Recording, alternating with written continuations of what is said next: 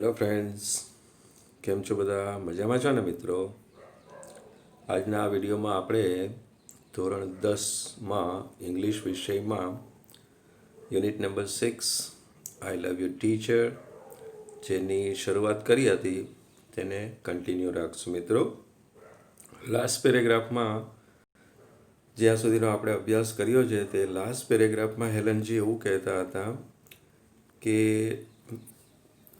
મારા જેવી અંધ, બધિર અને વાતચીત માટે જે ભાગ્યે જ શબ્દો બોલી શકે છે તેવી યુવતી કેમ્બ્રિજ સ્કૂલમાં પ્રવેશ મેળવે તે ખરેખર એક મોટી સિદ્ધિ હતી. હવે ત્યાંથી આગળ વાત કરીએ તો એમાં હેલનજી શું કહે છે ધ્યાનથી બરાબર સાંભળજો મિત્રો. I began writing poems and stories. આ કેમ્બ્રિજ સ્કૂલમાં આવ્યા પછી એલનજી એવું કહે છે કે બિગિન એટલે શરૂ કરવું, એનું વીટું થાય બિગેન, રાઇટ એટલે લખવું. મેં લખવાનું શરૂ કર્યું. પોએમ્સ કાવ્ય, કવિતાઓ, એન્ડ સ્ટોરીઝ વાર્તાઓ. તો કે અહીંયા આવ્યા પછી મેં વાર્તાઓ અને કવિતાઓ લખવાનું શરૂ કર્યું. શોર્ટલી બિફોર, થોડા સમય પહેલાં જ. કેનો થોડા સમય પહેલાં? તો કે માય એક્ઝામિનેશન, મારી પરીક્ષાના થોડા સમય પહેલાં જ. I lost my father, lost એટલે ગુમાવ્યું, માય ફાધર એટલે મારા પિતાજી. મેં મારા પિતાજીને ગુમાવ્યા એટલે કે મારા પિતાજીનું અવસાન થયું. મારી પરીક્ષાના થોડા સમય પહેલાં જ મારા પિતાજીનું અવસાન થયું. ઓલ્ધો એટલે જો કે છતાં પણ. ઇમોશનલી ડિસ્ટર્બ્ડ, ઇમોશનલી માનસિક રીતે, ભાવનાત્મક રીતે, ડિસ્ટર્બ વ્યથિત. હવે પિતાજીનું અવસાન થયું છે તો સ્વાભાવિક છે કે આપણે માનસિક રીતે અસ્વસ્થ હોઈએ. તો અહીંયા હેલનજી શું કહે છે કે ઓલ્ધો ઇમોશનલી ડિસ્ટર્બ, હું માનસિક રીતે અથવા તો ભાવનાત્મક રીતે વ્યથિત હોવા છતાં પણ આઈ ડીડ માય બેસ્ટ, મેં શ્રેષ્ઠ પ્રયત્ન કર્યો. ઇન ધ એક્ઝામિનેશન, મેં જે મારી પરીક્ષા હતી તેમાં સખત મહેનત કરી અથવા તો શ્રેષ્ઠ દેખાવ કર્યો. માય ટીચર, મારા ટીચર એટલે કે એના ટીચર એને શું લેવાનું? કુડ નોટ અકમ્પની એટલે સાથ આપવો. મારા ટીચર મને સાથ આપી શક્યા નહીં ટુ ધ એક્ઝામિનેશન હોલ. આજે એક્ઝામ પરીક્ષા ખંડ હતો એ પરીક્ષા ખંડમાં મારા ટીચર મને સાથ આપી શક્યા નહીં. ધેર, તો ત્યાં એને શું લેવા નહોતા, તો ત્યાં શું હતું? તો એ પરીક્ષા ખંડમાં ત્યાં અ ટીચર, એક બીજા શિક્ષક, spelled out the question. Spell out એટલે લખવું, ક્વેશ્ચન એટલે પ્રશ્ન. ત્યાં એક ટીચર પ્રશ્ન લખતા. ઇન માય હેન્ડ, મારા હાથમાં એટલે કે મારી હથેળીમાં પ્રશ્ન લખતા. And I typed out the answers, અને એ પ્રશ્નોના જવાબને હું ટાઈપ કરતી. There a teacher spelled out the questions in my hand and I typed out the answer. ત્યાં એક ટીચર મારી હથેળી પર પ્રશ્નો લખતા અને હું તેના જવાબોને ટાઈપ કરતી. When the result was declared, જ્યારે પરિણામ, આ પરીક્ષાનું પરિણામ ડિક્લેર કરવું, ડિક્લેર એટલે જાહેર કરવું. જ્યારે પરીક્ષાનું પરિણામ જાહેર કરવામાં આવ્યું, I was so full of joy to hear that. Full of joy એટલે કે ખુશ, અતિશય ખુશ. ટુ હિયર એટલે સાંભળવું. સો ધેટ, તેનાથી અહીંયા રિઝલ્ટનો ક્લોઝ બને છે. હું એ સાંભળીને એટલી બધી ખુશ હતી કે I head passed all the subjects, કે મેં બધા જ વિષયો પાસ કર્યા છે, અથવા તો આમ કહેવાય કે હું બધા જ વિષયોમાં ઉત્તીર્ણ થઈ છું કે પાસ થઈ છું, એ સાંભળીને હું ખૂબ જ ખુશ હતી. મિત્રો, ફરીથી આ પેરેગ્રાફ લઈએ. I began writing poems and stories. અહીં કેમ્બ્રિજ સ્કૂલમાં આવ્યા પછી મેં કવિતાઓ અને વાર્તાઓ લખવાનું શરૂ કર્યું. Shortly before my examination I lost my father. મારી પરીક્ષાના થોડા સમય પહેલાં જ મારા પિતાજીનું અવસાન થયું. ઓલ્ધો ઇમોશનલી ડિસ્ટર્બ, માનસિક રીતે અસ્વસ્થ હોવા છતાં પણ I did my best in the examination.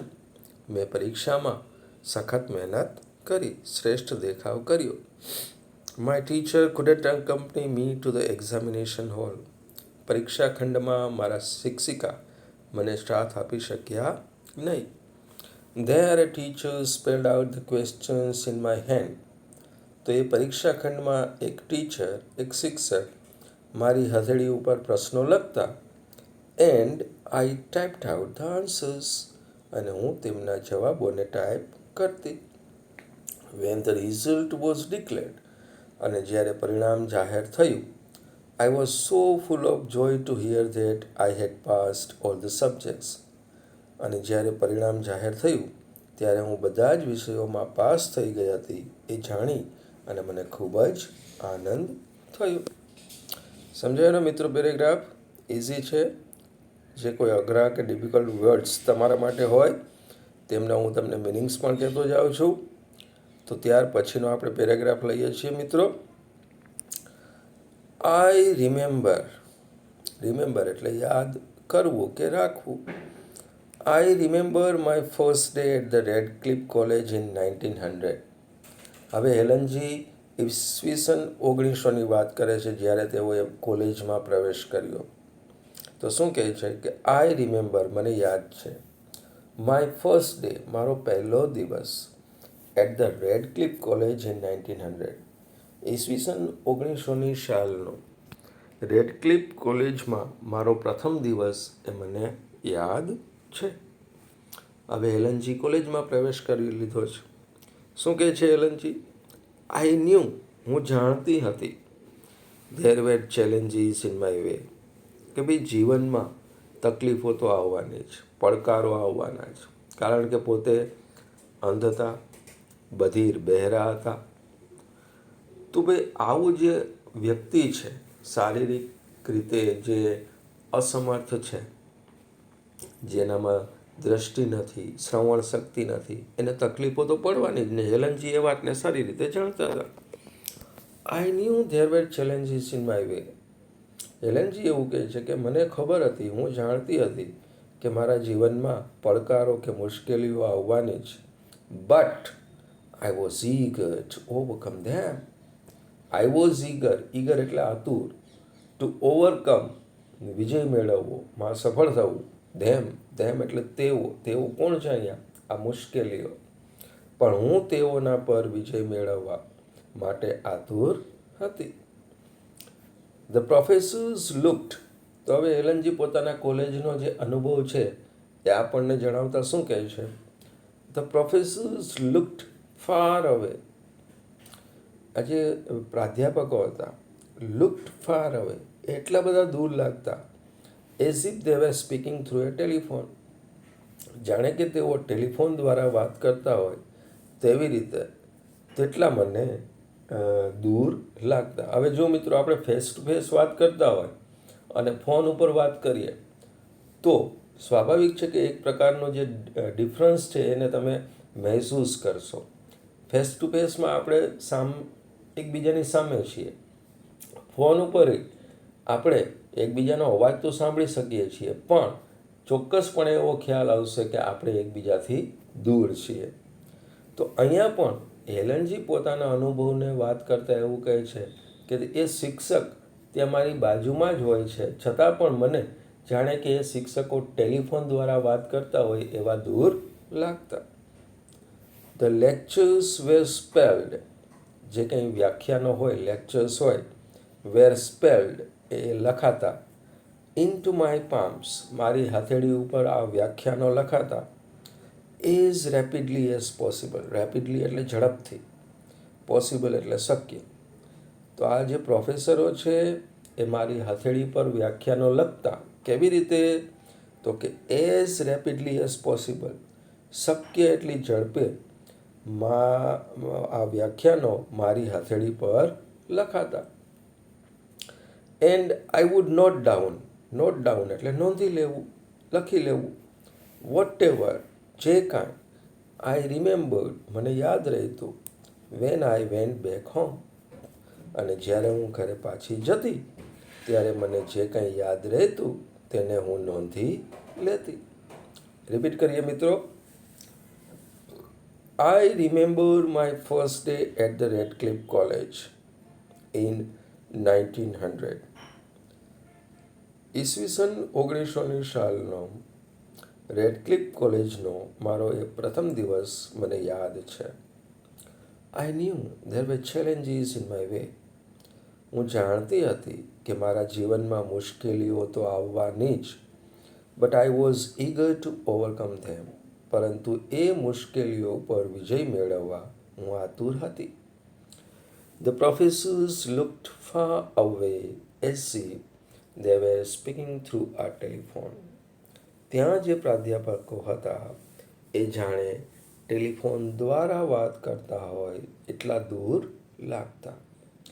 The lectures were spelled into my palms as rapidly as possible. જે કાંઈ વ્યાખ્યાનો હતા એ મારી હથેળી પર શક્ય એટલી ઝડપે લખાતા. Now I would note down whatever I remembered when I went back home. અને જ્યારે હું ઘરે પાછી જતી ત્યારે મને જે કંઈ પણ યાદ રહેતું એને હું નોંધી લેતી. સમજાય છે ને મિત્રો કે વધારે પડતી સ્પીડ નથી લાગતી ને? એમ તો જો કે આપણે સાવ ધીમેથી શાંતિથી જ કામ કરીએ છીએ. તો એના પછીનો પેરેગ્રાફ લઈએ મિત્રો. હિયર, અહીંયા એટલે કે આ રેડક્લિફ કોલેજમાં આવ્યા પછી, here I began to write about my life. હેલનજી હવે શું કહે છે? જો એ અંધ હતા, બધિર હતા, તકલીફો હતી, અને છતાં પણ એના અથાગ પરિશ્રમ અને એના ટીચરના સાથ સહકારથી તેઓ લખતા, વાંચતા, બોલતા શીખી ગયા છે. અને આપણે શું કરીએ છીએ મિત્રો? ભગવાને આપણને બધું જ આપ્યું છે.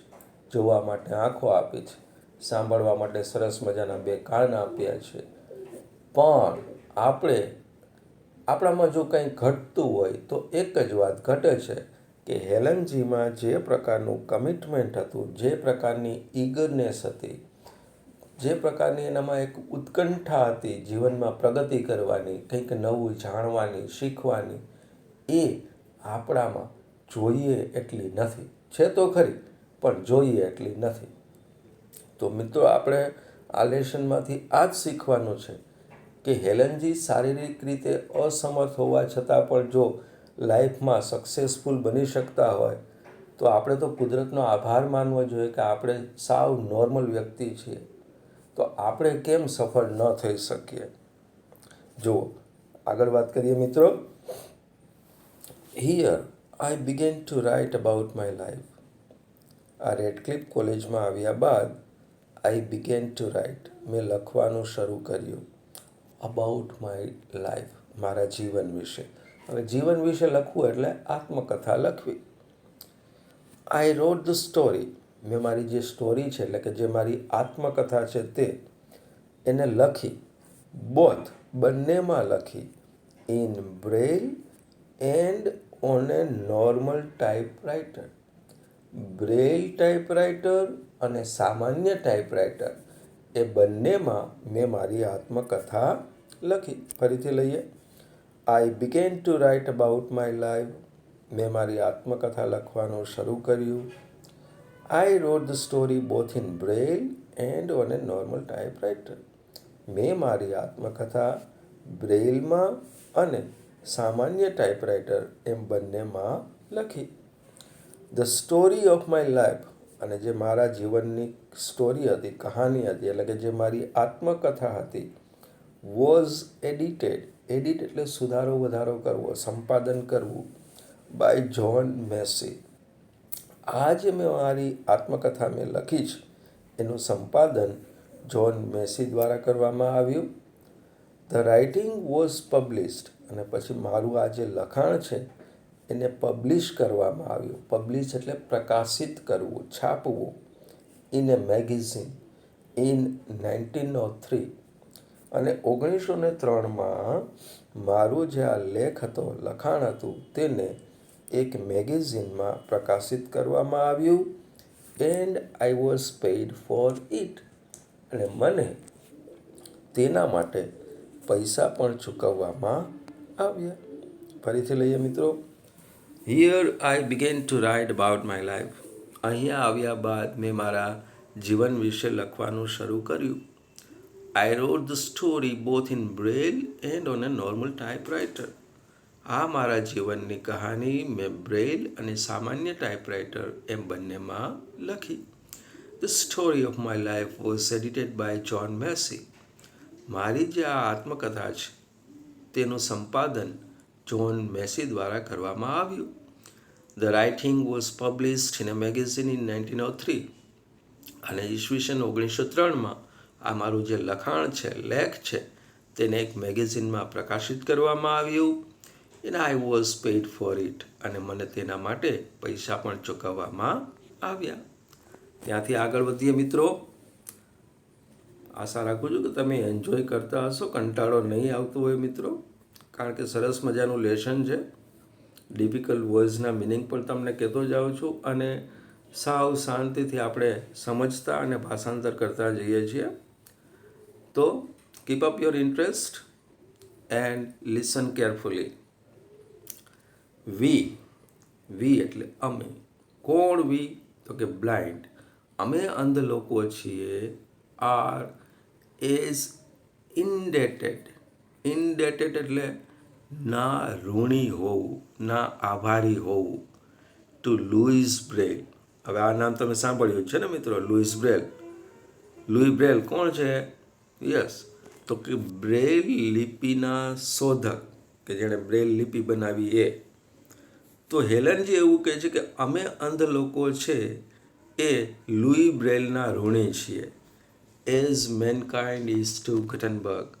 જેવી રીતે મેનકાઇન્ડ એટલે માનવજાત, જેવી રીતે માનવજાત ગુટનબર્ગની ઋણી છે, તેવી રીતે અમે અંધ લોકો લુઈ બ્રેલના ઋણી છીએ. ત્યાંથી આગળ વધીએ. ઓન 28 જૂન 1904, 28 જૂન 1904ના રોજ, I graduated from the Radcliffe College. જો મિત્રો, એલનજીએ 10મું પાસ કરી લીધું, 12મું પાસ કરી લીધું, ને હવે કોલેજ પણ એણે પૂરી કરી લીધી છે. શું કહે છે કે આઈ ગ્રેજ્યુએટેડ, હું સ્નાતક થઈ, from the Radcliffe college. Radcliffe કોલેજમાંથી હું સ્નાતક થઈ. આઈ ફેલ્ટ પ્રાઉડ. પ્રાઉડ ફીલ થવું એટલે ગર્વ થવો. that I became the first deaf and blind person. મને એ વાતનું ગર્વ હતું કે આઈ બીકેમ, હું બની, ધ ફર્સ્ટ, સૌ પ્રથમ, ડેફ બ્લાઇન્ડ પર્સન, બધિર અને અંધ વ્યક્તિ, to earn a bachelor of arts. મને એ વાતનો ગર્વ થયો કે BA, bachelor of arts, BA ની પદવી મેળવનાર હું સૌ પ્રથમ અંધ અને બધિર વ્યક્તિ બની. હવે મિત્રો, ડિગ્રી મેળવી લીધી છે એલએનજીએ, અને એ વાતનો એને ગર્વ પણ હતો કે BAની ડિગ્રી મેળવનાર એ સૌ પ્રથમ, દુનિયાના સૌ પ્રથમ એવા અંધ અને બધિર વ્યક્તિ હતા. તો ડિગ્રી મેળવ્યા પછી એલએનજીના વિચારો શું છે? આઈ બિગેન ટુ ફીલ એટલે અનુભવવું, લાગવું. મને એવું લાગ્યું કે I must educate people. To educate એટલે શિક્ષિત કરવા. પીપલ લોકોને શિક્ષિત કરવા. ઓન વેઝ વિવિધ રીતે. To help the blind. To help એટલે મદદ કરવી, ને બ્લાઇન્ડ એટલે આ અંધ વ્યક્તિઓને વિવિધ રીતે મદદ કરવા માટે મારે લોકોને શિક્ષિત કરવા જોઈએ. ફરીથી આ વાક્ય લઈએ. I begin to feel that I must educate people on ways to help the blind. હેલનજી એવું કહે છે કે મને એવું લાગ્યું કે અંધ લોકોને વિવિધ રીતે મદદ કરવા માટે મારે લોકોને શિક્ષિત કરવા જોઈએ.